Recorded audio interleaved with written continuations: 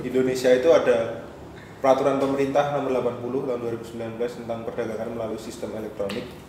Nah, di situ itu diatur kalau misalnya pajak yang berlaku di di sistem perdagangan elektronik itu ya sesuai dengan undang-undang yang berlaku. Misalnya kalau misalnya yang penyelenggaranya UMKM ya menggunakan pajak yang sesuai UMKM atau bagaimana gitu.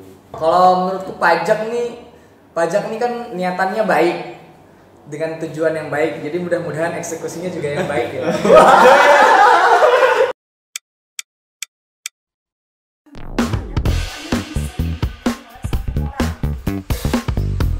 Meskipun di dalam katanya itu kayaknya sepakat berdamai. RBA, tapi kalau orang nyebutnya intinya OSS berbasis resiko. Dari novel. Nah.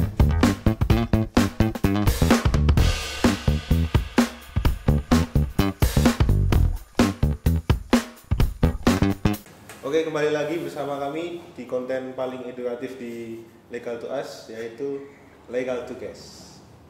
Nah, kali ini kita dikumpulkan di sini. Kita akan menyimak dulu nih pertanyaan dari tim kreatif yang dibacakan oleh wanita yang biasanya ada di konten sebelah. Ya, halo, selamat sore. Selamat sore. Nah, ini ada beberapa pertanyaan buat cowok-cowok semua ini yang 4 orang di cowok ganteng di sini Ya. tentang online dan pajak. Nah, kalian tuh termasuk orang yang suka belanja online nggak sih, Mas Ilyas? Enggak suka. Soalnya apa ya? Habis buat makan. Makan nasi telur shopping. Kalau Mas Zain suka Itu belanja amat. Aku kadang sih kalau ada diskon doang. ya, lagi 12 ya. Kalau Mas Jamal? Promosi, iya aku lumayan sering. Soalnya aku pemalas, Oke. malas ke swalayan gitu. Sama lebih ke takut. Nggak bisa ngerasain barangnya tuh takut. Tahu ketipu ya? Oh iya, takut ketipu ya. Bisa. Kalau Mas Chandra nih, suka nggak belanja online? Kalau suka sih enggak sih, tapi kalau sering mungkin iya. Bagus sih itu jawabannya. Menarik sih. Biasanya kalau kita belanja online, beli apa? Siapa? Kalian. Oh, aku paling tidak itu kalau belanja online kayak beli kebutuhan biasa sih ya, sampo, sabun, sama hal-hal seperti parfum. Iya, karena aku kan malas ke swalayan. I've told you ya. Aku malas ke swalayan, ke tempat apa yang kayak gitu. Terus saya nih yang Apakah ada? kalau saya katanya jarang-jarang pernah. Aku paling beli makanan, terus kalau ada mainan bagus atau beli buku gitu. Mainan. Mas Chan nih yang sering belanja online. Kalau aku sih mungkin seringnya lebih ke gadget gitu ya. Oh, aksesoris gitu. Ya apa kayak gadget gitu. Yang kira-kira aneh tapi CPU, akuarium. ya, Oh, hal kayak gitu ya. Kayaknya kita beda-beda deh. Maksudnya belanjanya tuh. Iya benar sih. Ya, ada yang kebutuhan, ada yang ya mungkin alat. Head on ada yang. Nah, ini kan kemarin itu ada kasus nih yang 35 juta tuh yang pelaku usaha online terus dapat surat dari DJP suruh bayar pajak 35 juta. Nah, kalian tahu nggak sih itu kenapa? Hal itu kenapa tidak terjadi, Mas Chandra?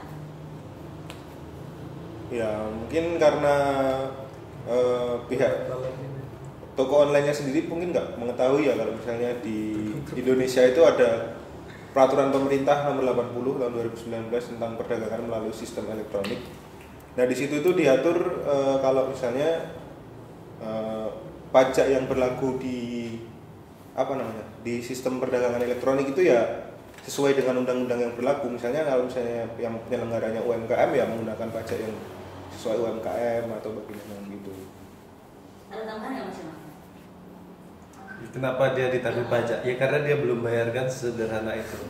Masalahnya kan transaksinya ke record kan? Iya. Nah, ke record sistemnya udah terkoneksi gitu antara Dirjen Pajak kita sama e-commerce besar gitu ya. Itu hampir udah pasti sih setahu.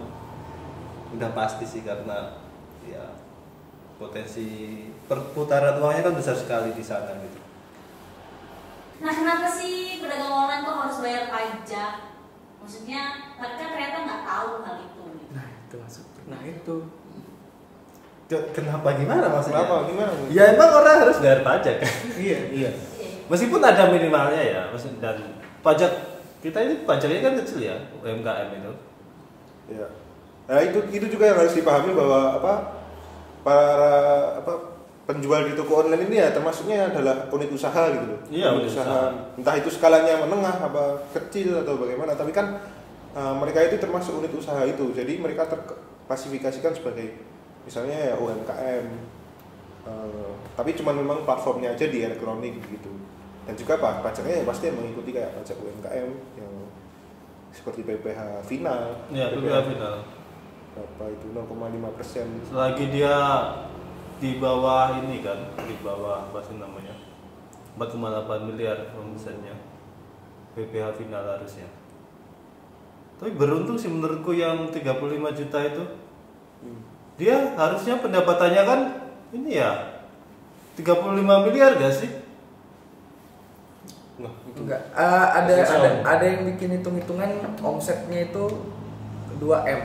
Oh baru 2 ya. Nah, makanya dia kena kirimannya 35 juta. Dan kenanya PPh final yang itu 0,5%. Oh gitu. Oh tak kira dia lebih besar lagi gitu pendapatannya. Nah, sebenarnya harusnya kecil, harusnya tidak memberatkan berarti pajak ya. Iya sebenarnya kalau dihitung-hitung sih kecil ya. Iya. Maksudnya kalau dihitung-hitung sih kecil untuk apa sih namanya istilahnya tuh potongannya gitu ya. Selagi kita itu pendapatannya nggak terlalu besar itu kecil kan, pajak itu kan semakin besar ketika pendapatanmu semakin tinggi kan kayak gitu. Persentase Ya benar. Kan dibikin klasifikasi kan, kenapa PPh final, kenapa yang biasa dan lain-lain. Nah, berarti itu ada macam-macamnya ya. PPh final dan lain-lain itu apa sih? Itu yang kayak Itu diatur di Undang-Undang Pajak Penghasilan. Jadi kan kita kenal kalau misalnya perorangan ini PPh 21. PPh 21 itu khusus untuk perorangan. Misalnya kamu usaha sendiri nih, menjualin gitu. Misalnya pendapatanmu belum berapa? Pernah penghasilan tidak kena pajaknya tuh 54. Hah? 54. Nah, 54 juta setahun. Nah, itu kamu kenanya PPh 21. Kalau UMKM PPh final gitu-gitu. Jadi Tapi kalau sudah kena yang PPh 21, sudah kena yang UMKM, apakah masih bisa kena yang 21? enggak, itu kan Enggak. masuknya klasifikasi Oh, usahanya. klasifikasi. Berarti kalau sudah kena Klasifikasi, satu, iya. enggak beriringan yang lain ya? Cuma kena Iya. salah satu aja. Ya ini kan pajak di bidang pajak dari apa sih namanya perusahaan, terus Oh, pajak perorangan. Nah, itu oh, adalah berbeda situasi ya? yang berbeda. Oh iya, gitu ya. benar. Jadi perusahaanmu kena pajak, entah itu transaksi, entah itu omset, entah itu apa kerjasama dan macam-macam gitu kan. Nah nanti kan kamu dapat dari pendapatan dari Iya. dari Iya. perusahaan tuh. Nah kamu kena pajak lagi gitu. Memang kayak gitu. Dan sebenarnya nggak perlu khawatir sih karena sebenarnya kayak kisaran 54 itu 5%, nanti berapa itu 15% dan paling banyak di kita itu 35% pajaknya. Kayak gitu. 35% 35%. perorangan. Iya, kalau pendapatanmu miliaran. Tim kreatifnya ikut kaget.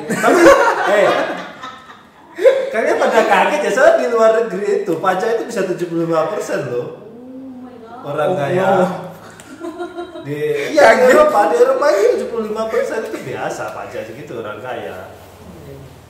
Pajak kan ada per tahun dan juga ada yang dilakukan pajak itu per bulan atau per tahun? Iya, klasifikasinya beda-beda kan. Ada yang per transaksi bahkan kan pajak. Oh betul, per transaksi. Benar. Seperti itu ya. Iya. Iya, jadi Kayak di McDonald.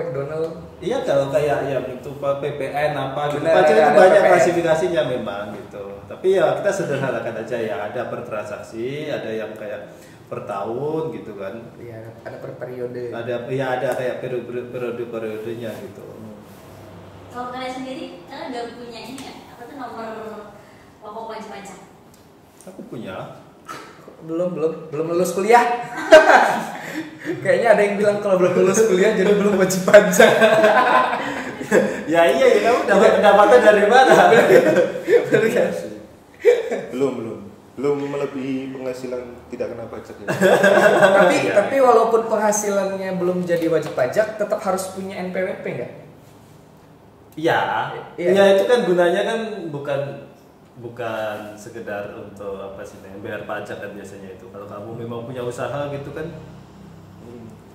Mempermudah. Emang harus pakai NPWP gitu. Emang harus pakai NPWP. Kalau kamu punya usaha, jadi ya kalau kamu sekarang ya masih kuliah atau masih ngapain gitu dan belum punya usaha, memang nggak akan terasa gitu. Tapi kalau punya usaha ya tentu saja harus punya NPWP. Iya sih. Terakhir, apa pendapat kalian tentang pajak? Apa nih? Gimana nih caranya? Ini gimana nih? Apa pendapat kalian terus ketika Kayaknya susah dijawab ya. Ya, Baik dong. Pajak baik. Iya nggak apa-apa, masih beragam. Bermanfaat. Ya sebenarnya sih pajak itu kan gitu. Oh iya. Ya kita sebagai warga. Oh gitu maksudnya. Pendapatku terkait pajak. Ya bagus. Ya karena masyarakat perlu dijalankan. Ini jawaban filosofis ya. Kayak orang kuliah gitu. Masyarakat perlu dijalankan gitu kan, jalan depan rumah itu perlu dibangun gitu.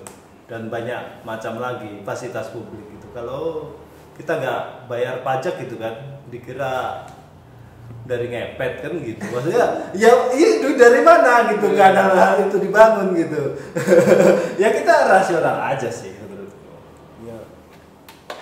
Kalau aku sih ya mungkin masyarakat ini juga pajak itu merupakan sebuah kewajiban bagi mereka yang sudah memenuhi sebuah klasifikasi tertentu ya. Misalnya walaupun mungkin kita nggak ditagih, tapi kan di sistem pajak itu kan juga mengenal self assignment ya. Jadi dia mengisi sendiri penghasilannya berapa, dari sekian ini berapa, ntar berapa jumlah yang harus dibayarkan, dan mereka membayarkan sendiri ya. Kalau misalnya kesadaran pajak itu juga udah bisa ditumbuhkan ya, mungkin bisa membantu pertumbuhan negara. Nasionalis. Kalau saya mana? Ya aku mendukung aja soal pajak gitu, karena gimana pun pendapatan negara itu juga salah satu yang terbesar juga dari pajak juga. Kalau Mas Ilyas? Apa ya? Oh, kalau menurutku pajak nih kan niatannya baik dengan tujuan yang baik. Jadi mudah-mudahan eksekusinya juga yang baik ya.